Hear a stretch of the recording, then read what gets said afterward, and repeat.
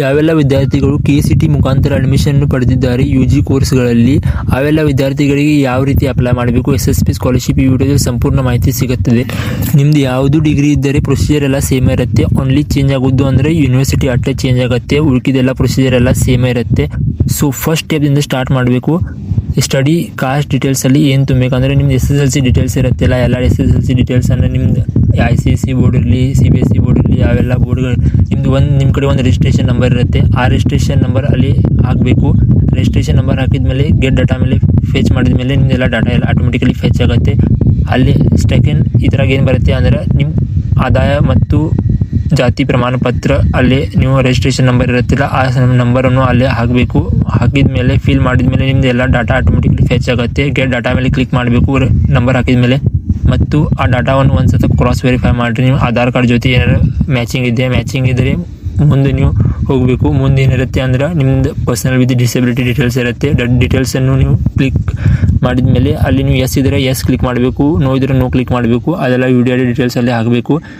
ಅದ್ರಾಗ ಮತ್ತು ಅದ್ರಾಗ ಫಸ್ಟ್ ಸ್ಟೆಪ್ದಲ್ಲಿ ಫೋರ್ತ್ ಸ್ಟೆಪ್ ಏನಿರುತ್ತೆ ಅಂದ್ರೆ ಎಂಟರ್ ಪರ್ಸನಲ್ ಡೀಟೇಲ್ಸ್ ಇರುತ್ತೆ. ಆ ಪರ್ಸನಲ್ ಡೀಟೇಲ್ಸಲ್ಲಿ ಸ್ಟೂಡೆಂಟ್ ನೇಮ್ ಆಟೋಮೆಟಿಕಲಿ ಫೆಚ್ ಆಗಿರುತ್ತೆ, student mobile number automatically fetch ಆಗಿರುತ್ತೆ, ಮತ್ತು ಎಲ್ಲ ಇಮೇಲ್ ID ಎಲ್ಲ ಆಟೋಮೆಟಿಕಲಿ ಅಲ್ಲಿ ಇರುತ್ತೆ. ಓನ್ಲಿ ನೀವು ಏನು ಚೂಸ್ ಮಾಡಬೇಕಂದ್ರೆ ನಿಮ್ಮ ಡಿಸ್ಟಿಕ್ ಯಾವ ಇರುತ್ತೆ ಅದೆಲ್ಲ ಚೂಸ್ ಮಾಡಬೇಕು, ಮತ್ತು ಎಲ್ಲ ನಿಮ್ಮದು ಅಡ್ರೆಸ್ಸನ್ನು ಅಲ್ಲಿ ಫಿಲ್ ಮಾಡಬೇಕು. ಅದಾದಮೇಲೆ is your domicile of Karnataka ಅಂತ ಆಪ್ಷನ್ ಇರುತ್ತೆ, ಅಲ್ಲಿ ಎಸ್ ಅಂತ ಕ್ಲಿಕ್ ಮಾಡಿದ ಮೇಲೆ ನೆಕ್ಸ್ಟ್ ಸ್ಟೆಪ್ದಲ್ಲಿ ಏನಿರುತ್ತೆ ಅಂದ್ರೆ ಸೆಕೆಂಡ್ ಸ್ಟೆಪ್ದಲ್ಲಿ ಮೇನ್ ಸ್ಟೆಪ್ 2ದಲ್ಲಿ ಏನಿರುತ್ತೆ ಅಂದರೆ ನೀವು ಅಲ್ಲಿ ನಿಮ್ಮದು ಎಜುಕೇಷನ್ ಡೀಟೇಲ್ಸನ್ನು ಫಿಲ್ ಮಾಡಬೇಕು. ಅಲ್ಲಿ ಫಸ್ಟ್ ಆಪ್ಷನ್ ಡಿಗ್ರಿ ಕೋರ್ಸ್ಗಳಿಗೆ ಫಸ್ಟ್ 4 ಆಪ್ಷನ್ ನೋ ಅಂತ ಫಸ್ಟ್ 3 ಆಪ್ಷನ್ಸ್ ನೋ ಅಂತ ಕ್ಲಿಕ್ ಮಾಡಬೇಕು. ಅಲ್ಲಿ ಏನಿರುತ್ತೆ ಅಂದ್ರೆ ಕ್ಲಾಸ್ 11 ಡೀಟೇಲ್ಸ್ ಎಲ್ಲ ಏನೇನು ಆಪ್ಷನ್ಸ್ ಇರ್ತವೆ, ನೀವು PUC ಏನು ಓದ್ತಾ ಇದ್ದರೆ ಎಲ್ಲ ಆಪ್ಷನ್ಸ್ ಇರುತ್ತೆ. ಡಿಗ್ರಿ ಕೋರ್ಸ್ಗಳಿಗೆ ಫಸ್ಟ್ 3 ಆಪ್ಷನ್ಸ್ ನೋ ಅಂತ ಕ್ಲಿಕ್ ಮಾಡಬೇಕು. ಮತ್ತು 4th ಆಪ್ಷನ್ ಇರುತ್ತೆ do you have USN university registration ನಂಬರನ್ನು ಫಿಲ್ ಮಾಡಿದ ಮೇಲೆ ಆಟೋಮೆಟಿಕಲಿ ನಿಮ್ದು ಎಲ್ಲ ಡಾಟಾ ಫೆಚ್ ಆಗುತ್ತೆ. ಆಮೇಲೆ ನಿಮ್ದೆಲ್ಲ KCT ಡೀಟೇಲ್ಸನ್ನು ಎಲ್ಲಿ ಫಿಲ್ ಮಾಡಬೇಕು ಅಂದ್ರೆ ಅಲ್ಲೇ ಫಸ್ಟಲ್ಲಿ ಎಲ್ಲ ಡಾಟಾ ಫೆಚ್ ಆಗುತ್ತೆ. ಸೆಕೆಂಡ್ ಅದ್ರಾಗ ಏನಾಗಬೇಕು ಅಂದರೆ ಕೌನ್ಸಿಲಿಂಗ್ ಡೀಟೇಲ್ಸ್ ಇರುತ್ತಲ್ಲ, ಕೌನ್ಸಿಲಿಂಗ್ ಡೀಟೇಲ್ಸಲ್ಲಿ ಆಟೋಮೆಟಿಕಲಿ ನಿಮ್ದು KCT ನಿಮ್ಮ ಕಡೆ ಒಂದು ಇದಿರುತ್ತೆ, ಒಂದು ಏನಂದರೆ ನಂಬರ್ ಇರುತ್ತೆ. ಆ ನಂಬರ್ ಅಂದರೆ ಕೌನ್ಸಿಲಿಂಗ್ ನಂಬರ್ ಅಂತ ಇರುತ್ತೆ. ಆ ಕೌನ್ಸಿಲಿಂಗ್ ನಂಬರ್ ಅಲ್ಲಿ ಕರೆಕ್ಟಾಗಿ ನೀವು ಎಂಟರ್ ಮಾಡಬೇಕು. ಮತ್ತು ಗೆಟ್ ಡಾಟಾ ಅಲ್ಲಿ ಕ್ಲಿಕ್ ಮಾಡಿದ ಮೇಲೆ ಎಲ್ಲ ಡೀಟೇಲ್ಸ್ ಆಟೋಮೆಟಿಕಲಿ ಮತ್ತೆ ಫೆಚ್ ಆಗುತ್ತೆ. ಫೆಚ್ ಆಗಿದ ಮೇಲೆ ನಿಮ್ಮ ಕೋರ್ಸ್ಗಳು ಎಲ್ಲ ಕೋರ್ಸ್ ಇರುತ್ತೆ, ಯಾವ ಇಯರ್ದಲ್ಲಿ ಅಡ್ಮಿಷನ್ ಇರುತ್ತೆ ಎಲ್ಲ ಆಟೋಮೆಟಿಕಲಿ ಫೆಚ್ ಆಗ್ತಿದೆ. ಆಮೇಲೆ ತೆಳಗೇನಿರುತ್ತೆ ಅಂದರೆ upload counselling admission order copy ಅಂತ ಇರುತ್ತೆ. ಅದು ಆರ್ಡರ್ ಕಾಪಿ ಇರುತ್ತಲ್ಲ ನಿಮ್ಮ ಕಡೆ KCT ಥ್ರೂ ಅಡ್ಮಿಷನ್ ಮಾಡಿರ್ತಿಲ್ಲ ನೀವು, ಅದು ಆರ್ಡರ್ ಕಾಪಿಯನ್ನು ಅಲ್ಲಿ ಅಪ್ಲೋಡ್ ಮಾಡಬೇಕು. ಅಪ್ಲೋಡ್ ಮಾಡಿದ ಮೇಲೆ ತೆಳಗೆ ಏನಿರುತ್ತೆ ಅಂದ್ರೆ ಎಲ್ಲ ಡೀಟೇಲ್ಸ್ ಆಟೋಮೆಟಿಕಲಿ ಫೆಚ್ ಆಗುತ್ತೆ.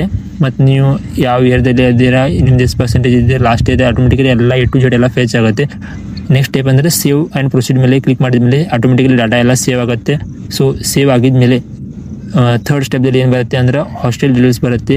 R you a day scholar ಅಂತ ಅಲ್ಲಿ ಆಪ್ಷನ್ ಇರುತ್ತೆ. ಆರ್ ಯು ಅ ಡೇ ಸ್ಕಾಲರಲ್ಲಿ ಕ್ಲಿಕ್ ಏನು ಮಾಡಬೇಕಂದ್ರೆ ನೀವು ಡೇ ಸ್ಕಾಲರ್ ಇದ್ದರೆ ಡೇ ಸ್ಕಾಲರ್ ಎಸ್ ಮಾಡಿ, ಏನಾದ್ರು ಹಾಸ್ಟೆಲ್ ಇದ್ದರೆ ಅಲ್ಲಿ ಆಪ್ಷನ್ ಏನಿರುತ್ತೆ ಅಂದರೆ ನೋ ಅಂತ ಕ್ಲಿಕ್ ಮಾಡಿರಿ. ಅದು ಕ್ಲಿಯರ್ ಆಯಿತು. ಇಲ್ಲಿ ಅಂದರೆ ಹೆಂಗಿರುತ್ತೆ ಆರ್ ಯು ಡೇ ಸ್ಕಾಲರ್ ಅಂದರೆ ಮನೆಯಿಂದ ಬರ್ತಾ ಇದ್ದೀರಾ ಎಸ್ ಮಾಡಿರಿ, ಇಲ್ಲಾಂದರೆ ನೋ ಮಾಡಿರಿ. ಇಲ್ಲ ನೀವು ಗೌರ್ಮೆಂಟ್ ಹಾಸ್ಟೆಲ್ದು ಅಡ್ಮಿಷನ್ ನಿಮಗೆ ಸಿಗ್ತಿದ್ದೆ ಅಂದರೆ ನೀವು ಏನು ಮಾಡಬೇಕಂದ್ರೆ ಅಲ್ಲಿ ನೋ ಅಂತ ಕ್ಲಿಕ್ ಮಾಡಬೇಕು. ಯಾಕಂದರೆ ಇಲ್ಲಿ ಡೇ ಸ್ಕಾಲರ್ ಅಂತ ಆಪ್ಷನ್ ಕೊಟ್ಟಿದ್ದಾರೆ, ಅದಕ್ಕೆ ನೀವು ಹಾಸ್ಟೆಲ್ದಿಂದ ಬರ್ತಾ ಇದ್ದೀರಿ, ಅದು ಗೌರ್ಮೆಂಟ್ ಇದರ ಅಲ್ಲಿ ನೀವು ಏನು ಮಾಡಬೇಕಂದ್ರೆ ಕ್ಲಿಕ್ ನೋ ಅಂತ ಕ್ಲಿಕ್ ಮಾಡಬೇಕು. ಅದೆಲ್ಲ ಆದ್ಮೇಲೆ ಇಲ್ಲಿ ನೀವು NSP OTR ಎಂಟರ್ ಮಾಡಬೇಕು. NSP OTR ಯಾವ ರೀತಿ ಜನರೇಟ್ ಮಾಡಬೇಕು ಅಂತೂ ನಾ ಸೆಪ್ರೇಟ್ ಒಂದು ವಿಡಿಯೋ ಮಾಡಿದ್ದೀನಿ, ನನ್ನ ಚಾನಲ್ ಮೇಲೆ ಇದೆ. ಇದು ನೋಡ್ರಿ, ಇದು ವಿಡಿಯೋ ನೀವು ಇಲ್ಲಿ ಕ್ಲಿಕ್ ಮಾಡೋಕ್ಕೆ ಬರಲ್ಲ.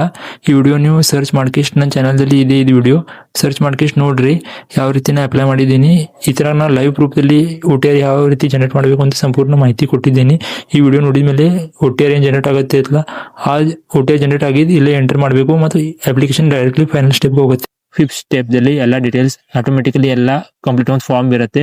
ಆ ಫಾರ್ಮ್ದಲ್ಲಿ ನೀವು ಕ್ರಾಸ್ ವೆರಿಫೈ ಮಾಡಬೇಕು, ಎಲ್ಲ ಡೀಟೇಲ್ಸ್ ಕರೆಕ್ಟ್ ಇದೆಯಾ ಇಲ್ಲೂ. ಆ ಎಲ್ಲ ಡೀಟೇಲ್ಸ್ ಕರೆಕ್ಟ್ ಇದ್ದರೆ ಅಲ್ಲಿ ತೆಳಗೆ ಒಂದು ಬ್ಲೂ ಕಲರ್ ಟಿಕ್ ಮಾರ್ಕ್ ಇರುತ್ತೆ. ಬ್ಲೂ ಕಲರ್ ಟಿಕ್ ಮಾರ್ಕ್ ಮೇಲೆ ಕ್ಲಿಕ್ ಮಾಡೋದು, ಆಮೇಲೆ ಅಪ್ಲಿಕೇಶನ್ ಸಬ್ಮಿಟ್ ಮಾಡೋದು.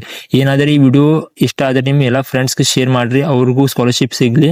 ಎಲ್ಲ ವಿಡಿಯೋದಲ್ಲಿ ಸಂಪೂರ್ಣ ಮಾಹಿತಿ ಇದೆ. ಮತ್ತು ನಿಮ್ಗೆ ಏನಾರು ಡೌಟ್ ಇದ್ದರೆ ನೀವು ಕಮೆಂಟ್ದಲ್ಲಿ ನಾನು ಕೇಳ್ಬೋದು. ಕಮೆಂಟ್ದಲ್ಲಿ ನಾನು ಎಕ್ದಮ್ ಡೀಟೇಲ್ ಆಗಿ ಮತ್ತೆ ಹೇಳ್ತೀನಿ. ನಿಮ್ಗೆ ಏನಾರು ನಿಮ್ದು ಪರ್ಸನಲ್ ಏನಾರು ಡೌಟ್ ಇದ್ದರೆ ಅಂದರೆ ಇಷ್ಟು ಅಪ್ಲಿಕೇಶನ್ ಫಿಲ್ ಮಾಡುವಾಗ ಏನು ಪ್ರಾಬ್ಲಮ್ ನಿಮಗೆ ಬರ್ತಾ ಇದ್ದರೆ ಏನಾದ್ರು ನಿಮ್ದು, ಮತ್ತು ಯಾಕಂದರೆ ಪ್ರತಿ ವಿದ್ಯಾರ್ಥಿಗಳಿಗೆ ಬೇರೆ ಬೇರೆ ಪ್ರಾಬ್ಲಮ್ಸ್ ಬರುತ್ತೆ ಫಿಲ್ ಮಾಡುವಾಗ. ಅದೇನು ಪ್ರಾಬ್ಲಮ್ಸ್ ಇದ್ದರೆ ನೀವು ನನ್ನ ಕಮೆಂಟಲ್ಲಿ ತಿಳಿಸ್ಬೋದು. ನಾನು ನಿಮಗೆ ಪ್ರತಿ ಕಮೆಂಟ್ಗೆ ಪರ್ಟಿಕ್ಯುಲರ್ ಆನ್ಸರನ್ನು ಕೊಡ್ತೇನೆ.